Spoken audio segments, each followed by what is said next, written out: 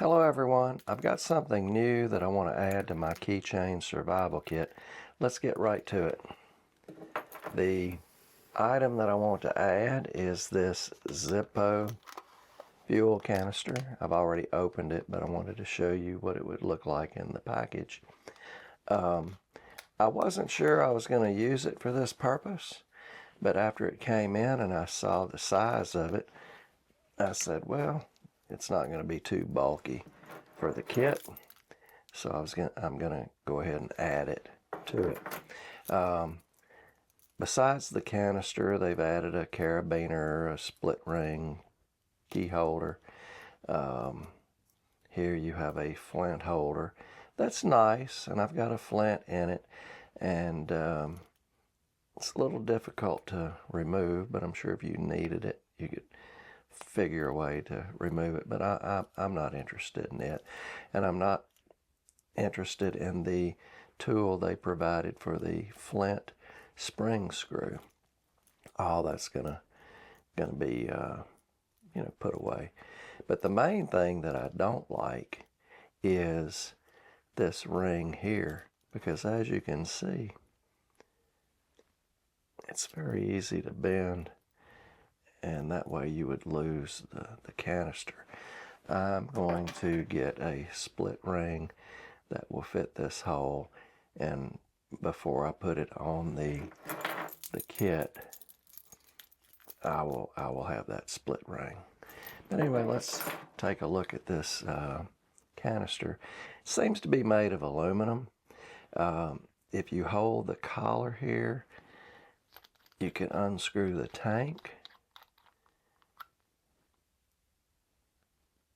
and it's got a very hefty O-ring here. I don't think you're going to have a problem with it leaking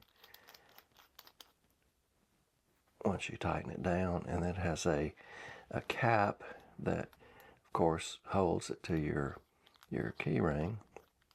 When you remove this outer cap, there's a inner cap, and it also has a very robust O-ring that I'm sure is going to prevent any fuel leakage. Anyway, let's get right into filling it with fuel.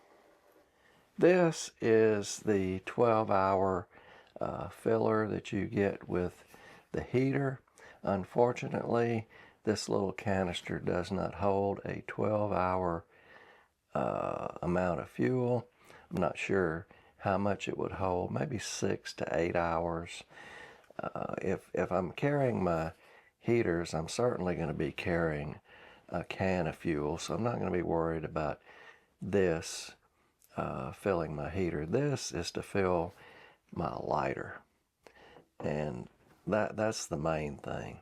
I'm always careful to top off my lighter before I leave to go anywhere, but in the event I don't have that, I didn't do that, it's nice to know that I will have some extra fuel in this canister.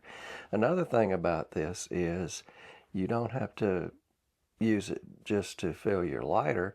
If you're out hiking and you need to build a survival fire and the kindling or tinder is a little bit too wet, you can use this to assist you in lighting that kindling. So anyway, let's go ahead and fill this. I like to fill it to within 1/4 inch of the top.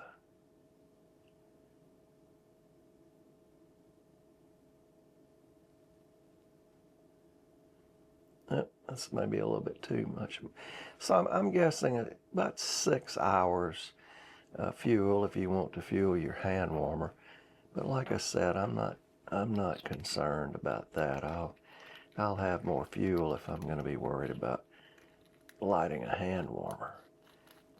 This is going to be for my lighter. So tighten that up, and as you can see, there's no leakage. I don't expect there to be. And then you have your outer cap, of course.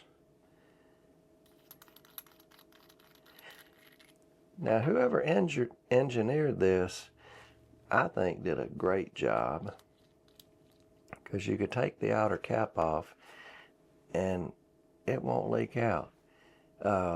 It does have an air hole here, and of course the hole in the spout, but even you're supposed to hold the air hole up when you're using it, but it won't leak out. If you shake a drop out, it will. But anyway, that to me is well engineered. What has to happen, what has to occur before fuel will come out, you have to touch the tip to an absorbent material, such as in the heater or in a lighter, and then the fuel will come out, as you can see. Another good thing, once the absorbent has filled, it won't accept any more fuel. So this is going to help you not overfill your lighter. I guess you can see that's full of fuel. It's full of fuel. It's saturated, but it's not dripping any more fuel. I think that's a great feat of engineering for this little device. So let's go ahead and fill the lighter. You can lay this down without fear of it leaking. It'll lift the felt. That's not a fill hole, by the way. That's a place to store your flint. You're supposed to lift the felt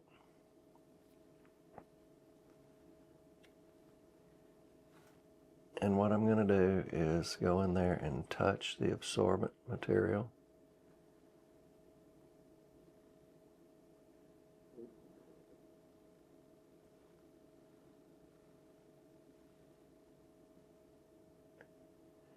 Just take your time. You can't see the fluid leaking into the, but it is coming up the wick hole. So it has saturated the absorbent material in the lighter. Okay, now drop the felt back. Replace the insert into the case. There's no fuel on my hands. And you have a lighter perfectly filled and not overfilled.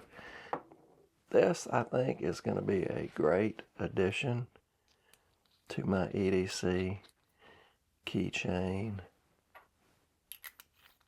survival kit, so to speak. And it's not going to be too bulky.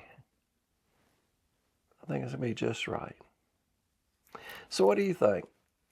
Let me know in the comments. I want to thank you for watching, and I'll talk to you later.